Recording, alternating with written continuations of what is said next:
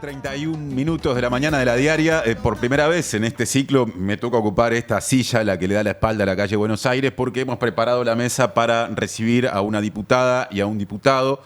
Ella del oficialismo, él de la oposición, Ana Olivera, Conrado Rodríguez, para hacer, ahora que la Cámara de Representantes terminó de considerar, de votar, digamos, el proyecto de ley de presupuesto, una especie de balance que por supuesto que tendrá los componentes políticos, que oficialismo y oposición, en función de las dos personas invitadas quieran poner arriba de la mesa, pero que también tendrá mucho de entender la lógica de trabajo durante 45 días tan intensos y tan importantes para el país, guste o no guste el proyecto de ley de presupuesto, en función de lo que eso termina después generando en la vida cotidiana, ¿no? Como efecto político casi que inmediato a partir del momento en el que, después de la consideración de la segunda Cámara, se apruebe. Ana, bienvenida. Te pido un poquito más cerca del micrófono. Sí, cómo no, es un gusto que estés por acá de nuevo. Muchas gracias.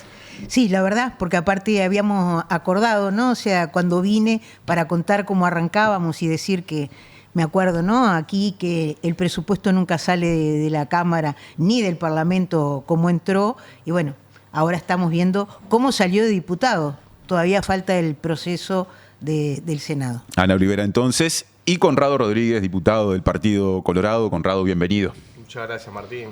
Bueno, la verdad que fueron días muy intensos. Mismo pedido de cercanía con el micrófono. Muy intensos. Este es nuestro tercer presupuesto nacional y la verdad tengo que decir que esta fue la vez más intensa y más duradera. Si bien la cantidad de días son las mismas, el tema es que la cantidad de horas, ¿no? Se dieron debates, discusiones, intercambios en la comisión que duraban muchísimo, terminábamos sobre la madrugada y en el caso del plenario también se dio una cosa inusual, que terminamos votando en 7 días, cosa que no había ocurrido en anteriores presupuestos. ¿Eso es poco o es mucho para entender? No, es mucho, es mucho. Generalmente son 5 días, son 4 días y el quinto día, como nosotros le decimos, a morir, ¿no? A llegar hasta la última gota de energía para poder votar el último artículo. Y en esta oportunidad fueron 7 días. Bueno, uno obviamente hace un análisis general del tema, con sinsabores, con cosas que pudimos aprobar, con otras no, con votaciones que pudimos ganar, o la mayoría no. O sea, hay una cantidad de cosas que obviamente que están arriba de la mesa a la hora de la reflexión final. Si no me equivoco, el jueves de la semana pasada, a las 7:40 de la mañana, después de una... 7:41, dice Ana Olivera, casi que sufriendo cada minuto que tuvo esa sesión, después de muchas horas de sesión. Había empezado a sesionar la Cámara de Representantes el miércoles por la tarde, se aprobó todo. Arrancamos temprano, a las 8 de la mañana. Bueno, pero ahí está, me interesa eso. Nos comunicamos telefónicamente. Pero vamos a explicar eso. ¿Por qué empezaron ustedes antes que la mayoría de las y los diputados? Contame, Ana. Bueno, en primer lugar, porque los dos somos miembros de la Comisión integrada de Presupuesto con Hacienda. Los dos somos coordinadores de bancada y estaba prevista una reunión de coordinación interpartidaria que allí uno acuerda cómo va a trabajar, cómo va a funcionar, cuáles son los bloques que vas a poner en discusión, en qué orden lo vas a hacer.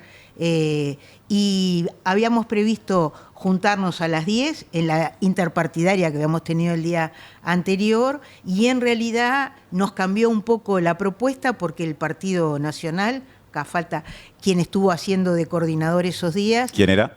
Juan Martín, en Rodríguez. relación... Juan Martín no es el coordinador de la bancada el coordinador de la bancada del Partido Nacional es Rodrigo Goñi, pero él estuvo oficiando en la Comisión de Presupuesto integrada en relación a este tema y fue el que con quienes trabajamos junto con Sotelo, inclusive en los últimos 2 días tanto Salle como Perrone participaron de Identidad Soberana y Cabildo Abierto participaron de ver cómo íbamos a procesar la discusión. Habíamos acordado arrancar a esa hora y el Partido Nacional solicitó comenzar al mediodía la reunión de la interpartidaria y al mediodía el Partido Colorado tenía prevista su reunión y bueno, entonces estuvimos intercambiando de todas maneras y nosotros estábamos reunidos desde las 8:30 de la mañana.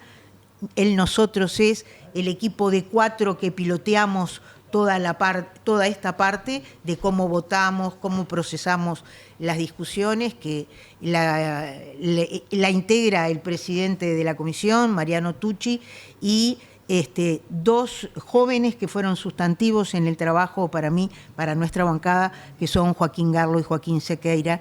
Es decir, que es a veces lo no visible que te da el soporte para hacer todo el trabajo con muchísima solvencia. Y bueno, eso nos fue estirando, porque recién al mediodía nos pudimos juntar y por eso también hubo mucha digamos, paciencia de parte del resto de los legisladores en relación a que la coordinación de bancada viera cómo esto se iba a procesar. O sea que fueron, no sé si 24, pero no faltó mucho para que fueran casi 24 horas de corrido de trabajo. Y también agregarle, obviamente, la tensión de uno tener que informarle a cada una de nuestras bancadas qué es lo que estamos votando, ¿no? ¿Cuál es cada hoja? ¿Qué es lo que dice cada hoja?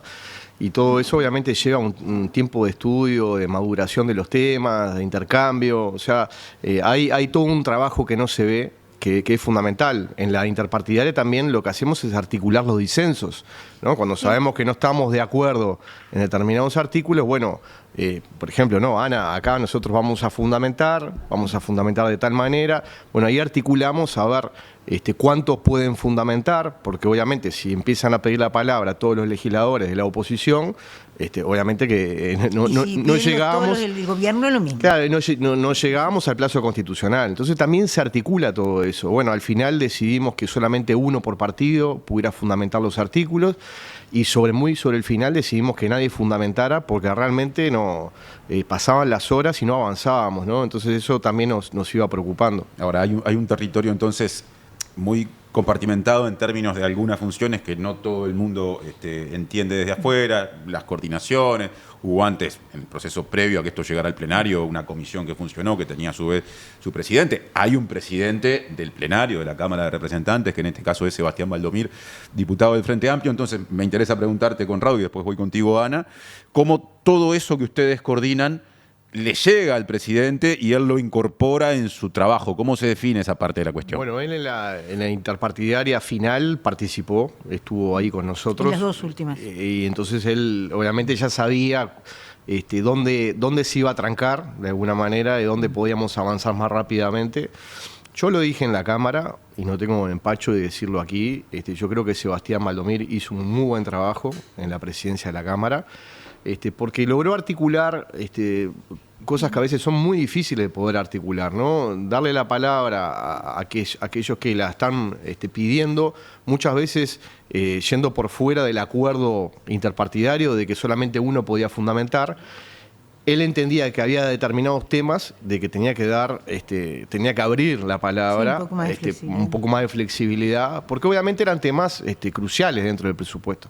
Entonces él utilizó esos mecanismos que a mí me parece que los hizo bien, lo hizo de buena manera, más allá de todo el ruido que se generó en un artículo que presenté yo. Ya iremos a eso más adelante. Que fue para los informes para Presidencia de la República. Más allá de esa situación puntual, yo creo que él amalgamó y articuló bien, y por eso nosotros también lo reconocimos en la propia Cámara. Ana, al respecto de ese punto, de cómo esto lo manejó el presidente de la Cámara, que en este caso es de tu partido, por otra parte. Primero que nada, o sea, él participó en el armado de cómo íbamos a trabajar desde el principio, porque a su vez la interpartidaria, que en algunos casos está integrado por los mismos protagonistas y en otros no, era necesario, porque él era el que iba a conducir las sesiones, ver cómo íbamos a trabajar. Por lo tanto, es decir, él participó en la organización y participó también de las definiciones de esto que parece una tontería y no es, que en 99, ¿cómo haces para que no participen los 99? Porque todo el mundo quiere participar. Y acá hay un componente nada menor, que hay temas que se trataron en el cual los compañeros legisladores que son de los distintos departamentos quieren hablar de su departamento. Entonces era muy difícil también, si nosotros no definíamos entre nosotros cómo era ese proceso, que no estuviéramos todavía discutiendo. En segundo lugar, yo comparto totalmente lo que dijo Conrado, que tú no podías, por más que hubiera intervenciones, que haya habido intervenciones, que a veces los que estuvimos en la comisión los considerábamos repetitivas y fuera de tema, ¿verdad?, que él no tuviera la amplitud de, en vez de generar una discusión de está fuera de tema, termine, o sea, decir, bueno, termine, tiene su tiempo y ya está.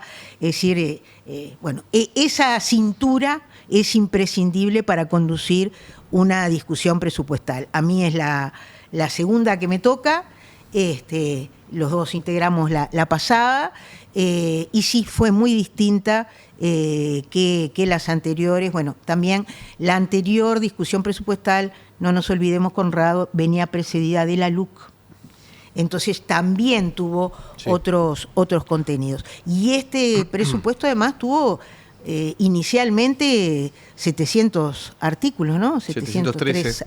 Sí. Entonces, bueno, pero sobre la participación de Sebastián Baldomir tengo exactamente la misma opinión que Conrado, y creo que todo el mundo, más allá del chisporroteo final, tiene efectivamente esta opinión de cómo condujo y cómo trabajó con todos los partidos políticos, que ese es el rol del presidente. A mí me tocó estar en la presidencia y bueno, tenés un rol distinto. Ya que salió el tema del chisporroteo final, lo pongo en contexto para la gente que de repente no lo siguió. Sobre la madrugada del jueves, cuando no faltaba mucho para el final de la votación toda y para que la Cámara de Representantes terminara con su capítulo vinculado a este proyecto de ley de presupuesto, una votación que, si no me equivoco, surgió a partir de una propuesta que presentó Conrado Rodríguez como legislador del Partido Colorado, en el sentido de que se habilitara la posibilidad de que se le pudieran presentar pedidos de informes a todas las dependencias de Presidencia de la República, cosa que hoy solo se puede hacer parcialmente en algún caso, que en todo caso nuestros invitados ya nos dirán cuál es. Y esa votación inicialmente contó con el respaldo de las bancadas del Partido Nacional, del Partido Colorado, del Partido Independiente, de Identidad Soberana, y con el voto de Baldomir, lo que generó sorpresa y lo que motivó, luego de una reunión de coordinación de bancada en la que el asunto no se abordó explícitamente, que más adelante, más tarde todavía, el Frente Amplio pidiera reconsiderar la votación. Allí Baldomir votó con el resto de la bancada Frente Amplista y entonces la propuesta de Conrado Rodríguez finalmente no resultó aprobada. Y eso generó, tengo entendido, malestares. Hubo integrantes de las bancadas del Partido Nacional y Colorado que cuestionaron esa forma de manejar ese asunto y reconsiderar la votación del Frente Amplio. Y más allá de los enojos, me consta que en el caso de ustedes dos, ese final, digamos, o casi final de una sesión tan importante, les dejó un gusto amargo, si se quiere. Decime vos por qué, Conrado. Sí, a ver, queda así un gustito amargo porque obviamente después de haber trabajado tantos días y más allá de las posiciones políticas, que son todas legítimas, ¿no? Y uno debate sobre las ideas, sobre las propuestas, ¿no? Uno no debate sobre las personas, o por lo que me es personal, ¿no? Y me pareció que no era justo el endilgarle al presidente de la Cámara, una actitud de falta de transparencia. Yo creo que no va por ahí la discusión. Nosotros podemos sí tener una diferencia con el Frente Amplio en cuanto a su decisión, la decisión de no acompañar esta hoja, este artículo, que lo que apuntalaba era la transparencia. En la actualidad, desde hace muchos años, desde la década del 90, se permiten los informes a algunas reparticiones de presidencia, que es la OPP y la Oficina Nacional de Servicio Civil.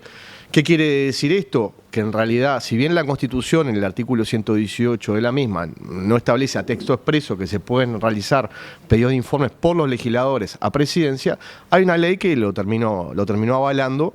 Y en aquel momento, en el año 91, eran las reparticiones que existían dentro de Presidencia. El tema es que luego Presidencia se fue agrandando y fue tomando muchos cometidos, varias secretarías, varias agencias que se fueron incorporando a Presidencia, y esa es la razón por la cual yo entendí de que era bueno poder hacer ese tipo de pedido de informes al resto de las reparticiones. Se lo mostré a la bancada del Partido Colorado, le pareció bien, hablé con las otras bancadas de la oposición, les pareció bien y bueno, lo presentamos. Yo realmente no pensé que se iba a generar un revuelo, porque pensé que de alguna manera todos iban a ir en el mismo sentido, en el sentido de generar mayor transparencia, para que Presidencia también pudiera responder los pedidos de informes. Después lo que sucedió específicamente con el presidente de la Cámara, yo creo que no era merecedor, después de tantas jornadas de trabajo tan intenso, no era merecedor de endilgarle actitudes Porque todos estamos en política, todos sabemos que muchas veces nuestros partidos, nuestros sectores políticos toman determinadas decisiones, a veces van en contra de lo que uno piensa y uno de alguna manera tiene que tomar una definición, o vota con su sector político o su partido o vota solo, ¿no? Entonces todos hemos estado en esas situaciones. Yo particularmente siempre defiendo la libertad de los legisladores. Me parece eso es esencial, pero digo, yo no soy quien para juzgar el comportamiento de un legislador de otro partido que tiene otra mecánica y que es una mecánica que también el propio legislador acepta, ¿no? Entonces creo que va por ahí la cosa, más bien la condena entre comillas, sino el enojo es más bien con el propio frente, con el Frente Amplio y no con el presidente de la Cámara, ¿no? Ana.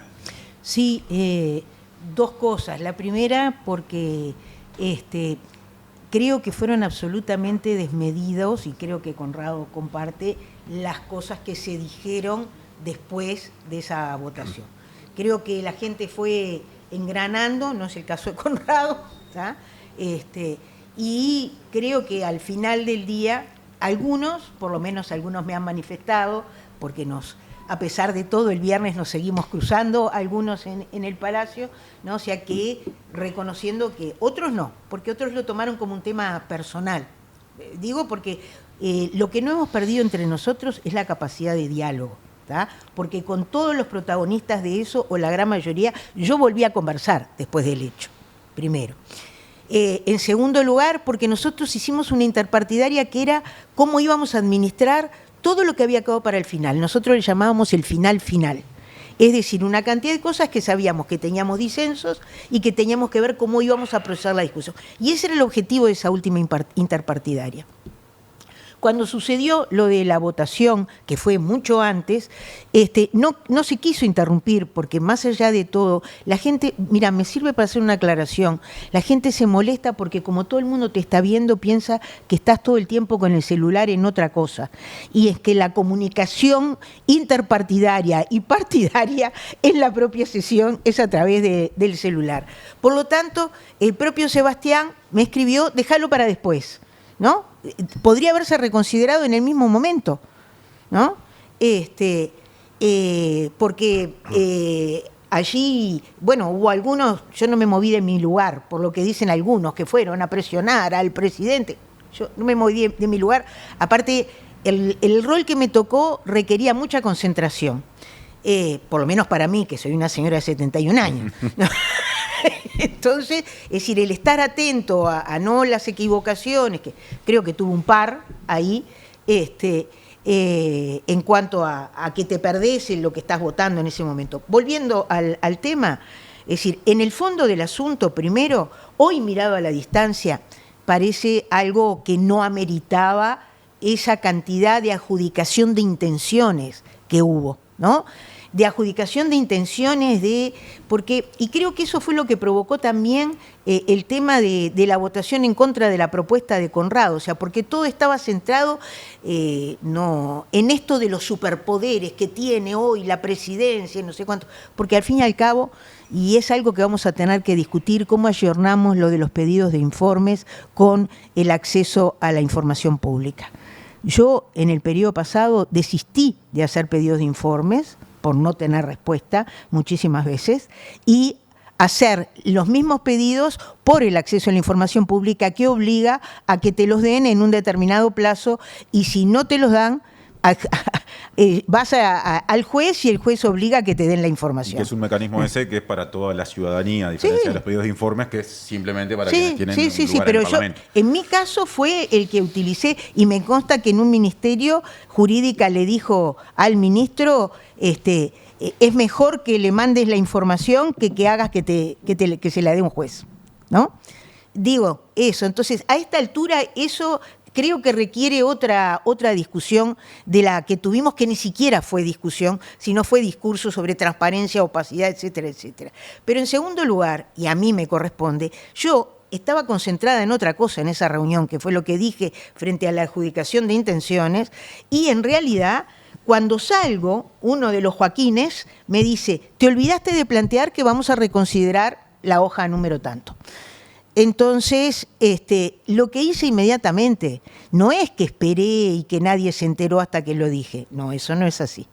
Y Conrado puede decir que no es así. O sea, fui a la banca de Juan Martín, dicen que hice un surco esos días ahí en el medio, ¿no? Fui a la banca de Juan Martín y se lo planteé, fui a la banca de Conrado, fue al segundo y se lo planteé, fui a la de Salle, fui a Perrone y efectivamente me olvidé de decírselo a Sotelo en el marco de comenzaba la reunión. Por lo tanto, y votamos otras cosas ahí, cuando comenzamos, y después yo pedí la reconsideración de esa hoja. Y ahí se armó de que era como una deslealtad, que no lo habíamos planteado. Demoraron ni 5 minutos de que terminamos la interpartidaria para plantearlo. Entonces creo que ahí jugó otras cosas, jugó el cansancio, jugó el convencimiento de algunos de que había habido presión sobre el presidente, porque siguen convencidos de eso, porque lo conversé también, ¿no? Pero yo creo, como dije en mi intervención final, fui la única que intervine por toda la bancada, que no ameritaba, es decir, que termináramos una sesión de tan intenso trabajo y de debate real, porque hubo debate real y donde hay concepciones distintas. Forzosamente hay concepciones distintas, porque aparte esas concepciones distintas se notan en las cosas que no salieron, no en las que salieron. Se notan en las que no salieron, ¿no? Pero las pudimos discutir y transparentar y todo el mundo, como dice Conrado, pudo expresarlas. Sobre todo mucha cosa vinculada con el intercambio de información, con todo lo que tiene que ver con los contralores, sobre todo eso, si mirás hoy vamos a hacer el balance, ¿no? Pero yo miro lo que no salió en la lista y básicamente está vinculado con estos temas. Entonces, en eso que pudimos discutir, lo que todo el mundo pudo expresar, creo que nos jugó el cansancio, nos jugó que era el final y jugó también, bueno, la impronta de cada uno. Pero después pudimos seguir conversando. Todas estas discusiones, y volviendo al proyecto de ley, más allá de esta situación puntual en torno a Valdomir, se dieron en un contexto de falta de mayorías parlamentarias de los bloques, si lo queremos ver así, del oficialismo, pero también del bloque opositor que trata de coordinar acciones, que nuclea la mayor parte de la oposición en la Cámara de Representantes. Vos, Conrado, estás en tu tercer periodo como diputado. Fuiste diputado colorado, integrando una coalición, o sea, oficialista en el periodo pasado, que tenía... y opositor en el anterior. Y claro, esa coalición, la del periodo pasado, tenía la mayoría asegurada, obviamente tenía que negociar mucho hacia adentro, y te tocó ser opositor de un frente amplio que cuando se votó en dos ocasiones el proyecto de ley de presupuesto en el gobierno de Vázquez, efectivamente tenía mayoría. Esta es una experiencia distinta en ese sentido. Sí. ¿Qué te deja? A ver, sí... lo que me deja es, me deja sí algunos sabores amargos en cuanto a no haber logrado poder convencer sobre determinadas situaciones. Pongo un ejemplo, y Ana lo sabe, porque yo lo he repetido varias veces, de tener dentro del diseño institucional de nuestro país un lugar donde pueda realizarse el análisis de la ejecución presupuestal, ¿no? Con un grado de profesionalismo que creo que se necesita. Algún senador del Frente me contestó en algún medio diciendo de que eso ya existe, que es el Tribunal de Cuentas. No, no es así. El Tribunal de Cuentas lo que hace es estudiar la legalidad del gasto. Estamos hablando de lo posterior, una vez que se efectúa el gasto, de qué manera se realiza, si se realiza bien, si tiene que tener modificaciones, si se logran las metas. Todo eso alguien lo debería de estudiar y le debería de informar al Parlamento. Actualmente existe una agencia dentro de la órbita de presidencia que para mí no es lo mejor, no es el mejor lugar, porque obviamente depende de presidencia, pero actualmente existe, que se llama la Agencia de Monitoreo y de Evaluación de Políticas Públicas. Como nobleza obliga, yo lo dije públicamente, también lo dije en la comisión, se lo dije a los propios actores de presidencia, de que sería bueno tener esta agencia que tuviera más cometidos y que pudiera analizar de qué manera gastamos, ¿no? Porque ahora nos matamos para ver los incrementos, si le damos a tal organismo, le quitamos al otro y demás, y después no podemos hacer el seguimiento de ese incremento que se le dio a ese organismo. Entonces yo creo que ese es uno de los sabores amargos que me queda, es no haber podido de alguna manera convencer al resto de mis colegas de que eso era necesario, de que no implicaba un costo, de que hoy por hoy la Agencia de Monitoreo y Evaluación de Políticas Públicas tiene 30 funcionarios a su cargo.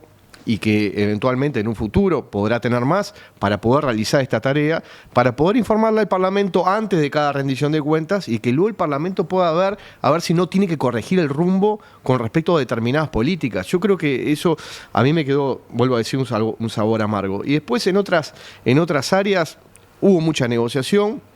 Ahí también quiero reconocer la actitud que tuvo tanto Ana como Joaquín Garlo con el tema de los fiscales, pero también tiene un porqué. Nosotros le planteamos a Joaquín Garlo en un momento, cuando hablo de nosotros, Juan Martín Rodríguez y quien les habla, le planteamos a Garlo a ver cómo podíamos lograr la equiparación de los fiscales con los jueces.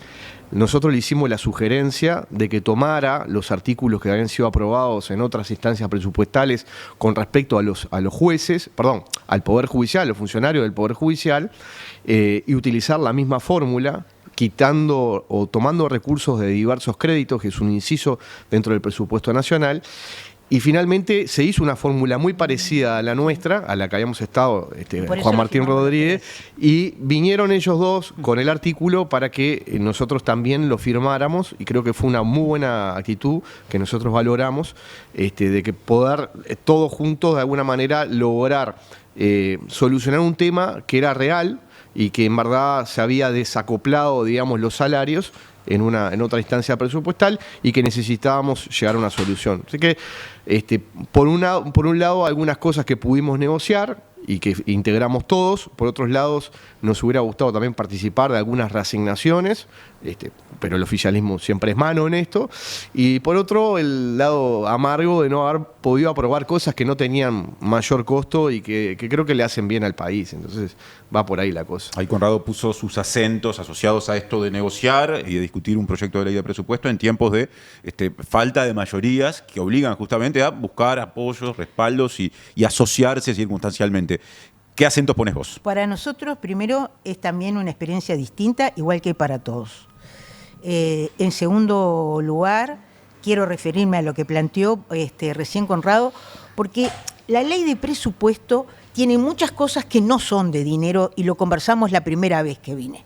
Es decir, ahí está la vida de la gente y la vida de la gente no son solamente los recursos que vos ponés.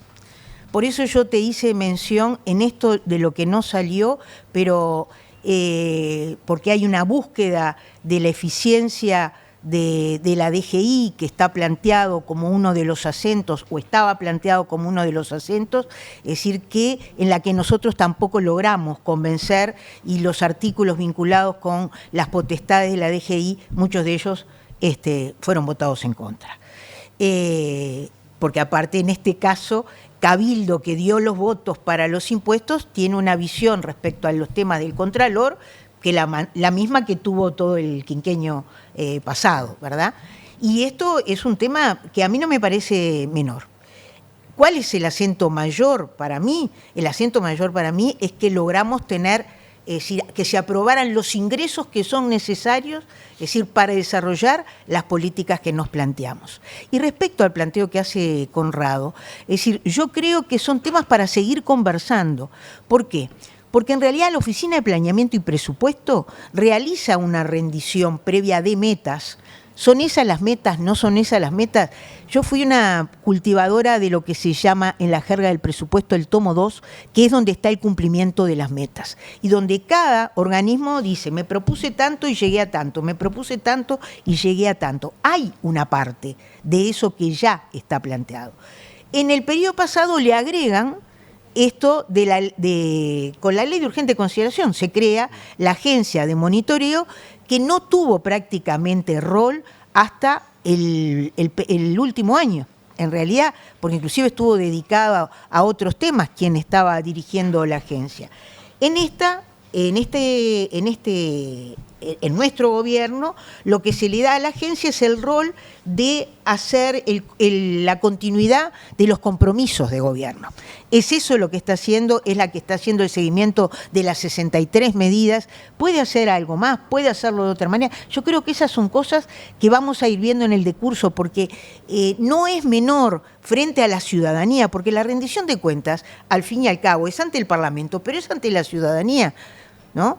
Entonces, eso siempre es importante. Yo me acuerdo, porque fui parte de la discusión en la comisión, que mostré en la comisión, bueno, este es el material que produce la agencia. Dice que de las 63 medidas, el 50% está en ejecución en este momento, de esta manera, con que, es decir, puede ser mejor esa devolución, siempre puede ser mejor, y soy absolutamente partidaria de la evaluación y el monitoreo de las políticas.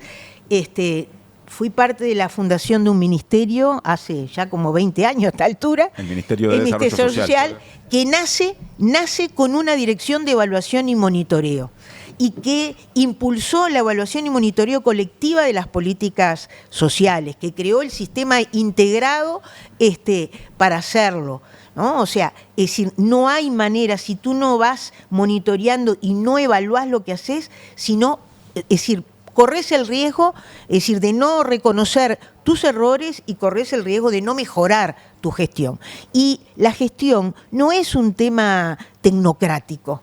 O sea, la gestión es, vos diste respuesta o no diste respuesta a las necesidades de la gente. Vos cumpliste o no cumpliste. Y por lo tanto yo creo que el paso de que hoy la agencia tenga contenido es importante y que eso lo vamos a poder seguir conversando. Y como el otro ejemplo que él pone, nosotros necesitábamos que todo el Parlamento diera una señal hacia la Fiscalía, ¿no? No teníamos los recursos para otras cosas que pensamos, porque tenemos que decir la verdad que conversamos otras cosas. Estuvimos pensando en más cantidad de fiscalías, en la instalación de juzgados y fiscalías. O sea, todo eso estuvo. Todo eso cuesta dinero y encontrar los nichos de dónde sacar sin desvestir la centralidad, porque ¿qué es lo que tiene este presupuesto? Este presupuesto que no fue de recorte, como esta fue una discusión que tuvimos, no con Conrado, pero cercana a Conrado, en la banca de atrás de Conrado, ¿no? No solamente no fue de recorte, sino que tuvo un incremento centrado en lo que veíamos todos como fundamental, que eran las políticas de protección social, hacia la infancia, hacia la adolescencia, y además de todo eso, con un fuerte impacto también en otros que estábamos convencidos todos, y lo conversamos acá, que había que poner recursos, que era en el tema de la educación. O sea, tuvo, es decir, esa impronta, las reasignaciones, los 140 millones para la gente, los millones de dólares, siempre digo lo mismo. El incremento, digamos. Es el incremento que tuvo sobre el presupuesto. Ese es el espacio fiscal con el que se inició la discusión presupuestal. Con el que se inició la discusión. Y después lo que fuimos buscando para incorporar. Entonces, en realidad, nosotros estuvimos los dos, porque nosotros recibimos 195 organizaciones sociales en estos 45 días, además, ¿no? De esas cosas que son invisibles, ¿ah? Estuvimos ambos en la conversación con los fiscales.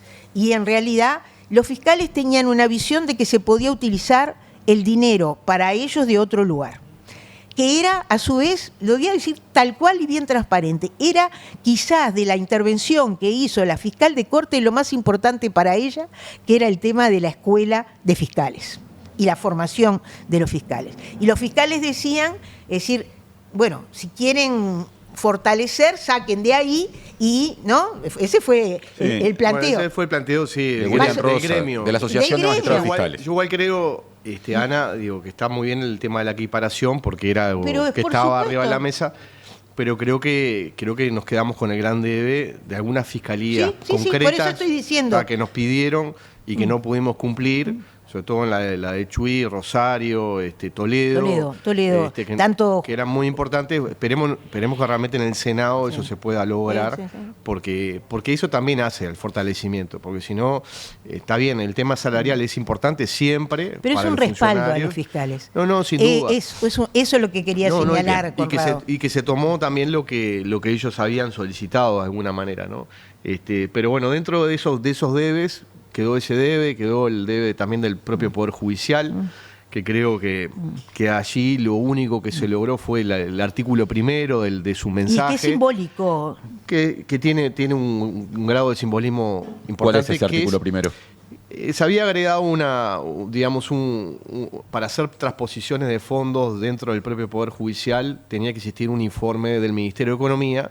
Eso de alguna manera le quitaba autonomía al propio Poder Judicial de poder utilizar su propio presupuesto Eso entendimos todos los partidos que era un reclamo justo del Poder Judicial, y eso se terminó quitando. Pero también hizo una cantidad de pedidos que tenían que ver con la creación de juzgados en materia de violencia de género, que tenía que ver con la creación de más cargos de defensores de oficio, de jueces letrados suplentes, etcétera, etcétera, que allí no pudimos avanzar. Nosotros particularmente presentamos algunos artículos que tenían que ver con esto, Partido Colorado. Bueno, no se pudo avanzar en diputados, creo que queda ese debe para la Cámara de Senadores, y creo que es muy importante poder cumplir, porque hace justamente a la Administración de Justicia. Y cuando vemos que hay temas que son realmente impostergables para la sociedad, el tema de la violencia de género es un tema sin duda, el tema de la salud mental es otro tema, el tema de la propia Fiscalía en cuanto a la lucha contra el crimen organizado, con lo que estamos viendo, es otro tema. Yo creo que ahí hay que agudizar la manera de ver de dónde se pueden quitar recursos de un lugar dentro del presupuesto para poder ponerlos ahí, que son realmente muy necesarios. Yo quiero culminar con lo que estaba diciendo sobre los fiscales. A mí me parece que logramos equiparar algo que era sustantivo para la fiscal de corte en un momento muy particular en que se da todo eso, con un respaldo a los fiscales, que son los que ponen también el cuerpo todo el tiempo, es decir, logrando esta equiparación. Y que la diéramos todos juntos nos parecía que era lo que correspondía. Respecto al tema de la violencia basada en género, nosotros lo trasladamos cuando hicimos nuestra presentación de las asignaciones, y de hecho hubo quien planteó adelantar la compra, hubo una hoja, sí, nosotros. Adelantar la compra de las tobilleras. Nosotros lo conversamos directamente con la dirección correspondiente, primero del Ministerio del Interior, y nos aseguraron, y bueno, ahora supongo que en estos días van a hacer los anuncios, que no era necesario adelantar compra, porque ya estaba adelantada la compra, y que en realidad venían ahora, en noviembre, unos dispositivos especiales que en un momento tuvieron temor, porque después de la violencia vicaria en Soriano hubo un mayor incremento de demanda de jueces de tobilleras, y bueno, estuvieron ahí, pero el stock dio y todavía hay stock, pero adelantaron y en noviembre llegan los nuevos dispositivos junto, y esto nos dijo Presidencia, con otra serie de medidas en función de las conversaciones que ha habido con diferentes organizaciones y con el propio InMujeres en relación al tema de la violencia basada en género. Estamos ya llegando al final. Y yo qué lástima. Le digo, sí, pero me queda una última pregunta para respuesta breve, porque la vida y la actividad política siguen. Bueno, pero se entiende que también son temas de cierta complejidad y hay mucho que resumir. Pero voy a decir dos cosas. La primera es que ya vendrá Natalia Bubal a esta mesa para complementar estas visiones con un informe abierto a todas las bancadas o a la mayoría de las bancadas con respecto a lo que dejó la discusión presupuestal. Así que vamos a seguir hablando de presupuesto en una clave capaz que no solo vinculada o ya no vinculada a cómo trabajó la Cámara, sino algunos aspectos que incluso no han aparecido en esta conversación. Y lo segundo es, ya que con ustedes cerramos la cuestión estrictamente presupuestal, el periodo de sesiones continúa durante algún tiempo más en este año y hay temas que están esperando, ¿no? Porque el proyecto de ley de presupuesto, cuando se instala, devora el tiempo y se vuelve exclusivo. Conrado, ¿qué es lo importante para vos de lo que viene ahora que la Cámara ya cumplió con esta parte del trabajo? Bueno, ahora vienen algunos proyectos que se aprobaron en el Senado, específicamente el tema del ingreso a las intendencias. Nosotros ahí tuvimos una mirada bastante negativa en el Senado, en virtud de que se cambiaron las ecuaciones que venían de la Cámara de Diputados, o sea, se terminó excepcionando a determinado porcentaje de la cantidad de empleos que tienen las intendencias para que sigan entrando, digamos, de manera discrecional. Ahí nosotros tuvimos una mirada contraria y por eso el Partido Colorado votó en contra en el Senado, ahora vuelve a diputados. Y después está el tema del servicio descentralizado que se crea en cuanto a la Defensoría Pública, que es un viejo reclamo de los defensores, con el cual yo estoy de acuerdo parcialmente. Y digo esto ¿por qué?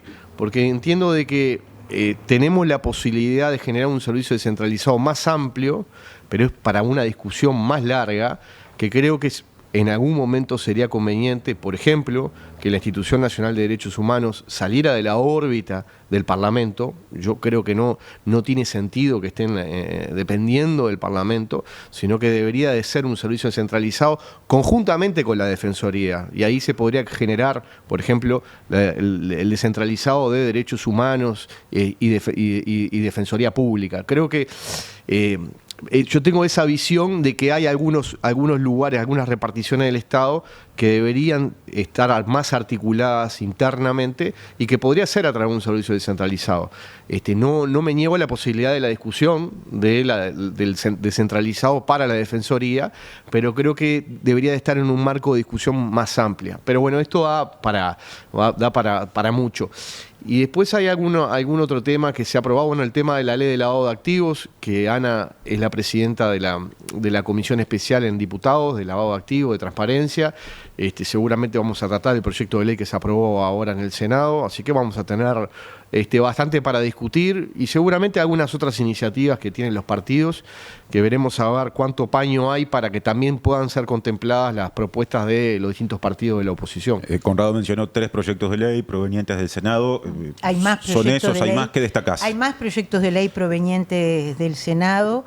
Está el que está vinculado con el tema de la vivienda vacía, que a mí me parece que es sustantivo, es un tema que es muy caro para la ciudadanía, en primer lugar, a las necesidades que hay hoy, es decir, y también para que nosotros avancemos en algo que había tenido ya, viene de varios periodos de gobierno buscando avances y que, bueno, ahora tuvo esta semana que pasó sanción en el Senado. Del punto de vista del trabajo de la bancada, es el de lavado de activos muy importante. Estábamos conversando fuera de micrófonos que estaré convocando seguramente la semana que viene a la comisión para ver cómo vamos a trabajar. Nosotros en la comisión ya habíamos recibido a la Senaclava, a la Secretaría Nacional de Lavado de Activos, pero más que nada no por el proyecto de ley que estaba en el Senado, sino para conocer su plan de trabajo, su plan estratégico. De estas cosas fue de las que estuvimos hablando. Así que eso nos va a llevar, porque el Senado la aprobó no con mucha rapidez, porque hacía tiempo que estaba en la comisión. Bueno, finalmente se llevó con carácter urgente al plenario. Nosotros vamos a tratar de que sea lo más rápida. Y además, vinculado con lo otro que tú dijiste, nosotros esta semana vamos a estar haciendo nuestro balance de contenidos del presupuesto, ¿no? Estuvimos hablando ahora... ¿Eso es la bancada del Frente Amplio? La bancada del Frente. Nuestro balance de contenidos del presupuesto, en esto que yo te decía, bueno, esto es lo que salió. Lo más importante que necesitábamos, que era la aprobación de los ingresos, salió. Pudimos hacer reasignaciones en aquellas áreas que nos parecían sustantivas, capaz que todavía se puede rascar un poco más. Pero hay también que analizar las cosas que no salieron, y cómo esto, cuando va al Senado, qué cosas retoma el Senado y qué cosas no. Porque acá hay otro tema que sí hace a cómo se debate el presupuesto, es que si hay modificaciones que afectan los acuerdos, puede ser que la tercera Cámara, es decir, no lo vote. Entonces, porque en ese caso debería volver a la Cámara de Representantes. Claro. O sea, si el presupuesto tiene modificaciones, que va a tener, yo a esta altura ya estoy convencida. Generalmente sí. Generalmente sí. No. En el Senado tiene que volver para la aprobación. La aprobación es sin debate, es debate general, sí o no el proyecto. Entonces, hay temas que ya hay algunos que salieron negativamente en diputados, que dijeron, si esto en el Senado se aprueba porque ustedes tienen mayoría, nosotros no lo vamos a votar, por ejemplo. Sí, el tema del secreto bancario, por ejemplo, ya lo ha dicho algunos legisladores. Sí, si no se aprobara en diputados, cuando vuelve como tercer Cámara, iría a la Asamblea General.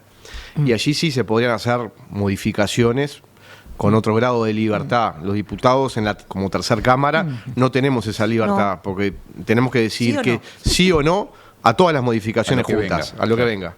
Bien. Entonces, eso está vinculado con evaluar, ¿no?, con claridad qué cosas sí, qué cosas no. Bien. Vos vas a procesar la modificación cuando vos tenés un núcleo central que es el que querés proteger, esa es mi visión, que es los ingresos que no hemos hablado de ellos, pero desde mi punto de vista apuntan en una dirección correcta, que son tributos que, es decir, apuntan a las multinacionales, apuntan a aquellos que más recursos tienen, porque incluso las modificaciones que se hicieron después de la comisión, ¿verdad?, todavía concentran más sobre todo en los casos de los residentes fiscales, es decir, personas que viven en Uruguay, que tienen empresas en Uruguay, que optarían, y por eso fue la modificación, por hacer o un aporte durante 20 años o determinado tipo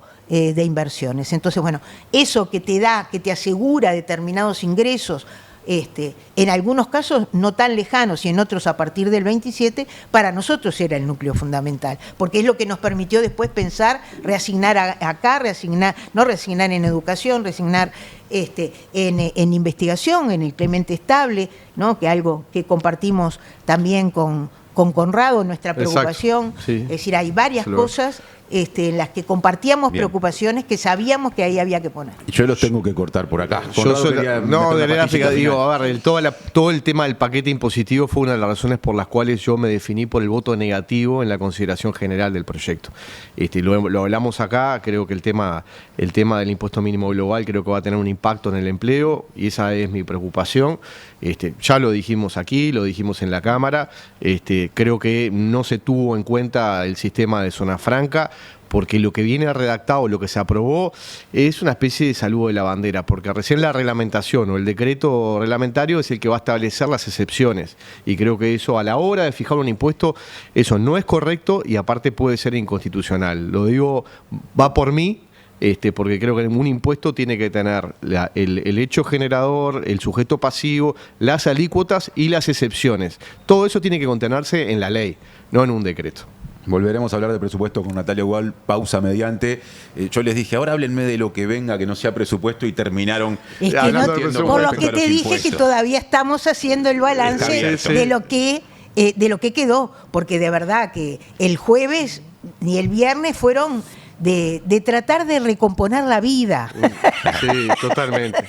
Con todo lo que se Pero capaz que después de que pase el tiempo vamos a extrañar tanto el presupuesto que capaz que vamos a las sesiones del Senado después a escuchar. A escuchar, exactamente. Bien de al lado. Conrado Rodríguez, muchas gracias por la visita. No, gracias a usted. Ana Olivera, lo mismo. Gracias.